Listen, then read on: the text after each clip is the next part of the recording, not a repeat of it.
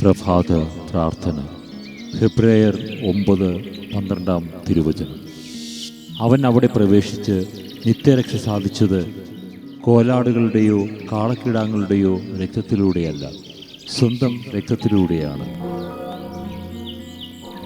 കർത്താവേ, ദിവ്യകാരുണ്യ തിരുനാൾ ദിനമായ ഇന്ന് പരിശുദ്ധ ദിവ്യകാരുണ്യമായി മാറേണ്ടവരാണ് ഞങ്ങൾ എന്ന സ്വയബോധത്തിലേക്ക് വരുവാൻ ഒരവസരം കൂടെ ഞങ്ങൾക്ക് ദാനമായി നൽകിയ അങ്ങേ അനന്ത സ്നേഹത്തിന് നന്ദി അർപ്പിക്കുന്നു.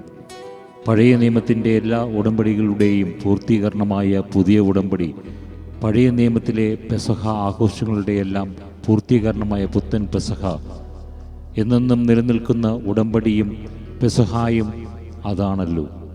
കർത്താവേ, അങ്ങ് നൽകിയ ദിവ്യകാരുണ്യം, വിശുദ്ധ കുർബാന, പുതിയ പെസഹായിൽ ബലിപീഠവും ബലിയാടും ബലിയർപ്പകനും കർത്താവായ യേശുവേ, രക്ഷകനായ യേശുവേ, അങ്ങ് തന്നെയാണല്ലോ.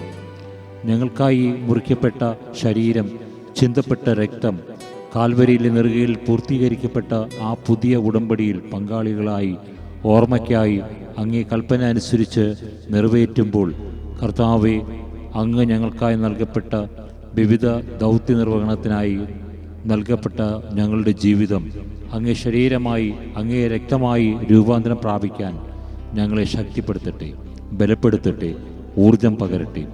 ദിവ്യകാരുണ്യമായി ഞങ്ങളും രൂപാന്തരപ്പെടട്ടെ. ആമേൻ. വിശുദ്ധരുടെ മൊഴിമുത്തുകൾ. വിശുദ്ധ ജസ്റ്റിൻ: ചിലപ്പോൾ ജഡമോഹങ്ങളെ ബലം പ്രയോഗിച്ച് എതിർക്കണം. ജഡത്തിൻ്റെ ഇഷ്ടാനിഷ്ടങ്ങൾ ഗൗനിക്കാതെ ആത്മാവിന് കീഴ്പ്പെട്ടിരിക്കുവാൻ പഠിക്കണം.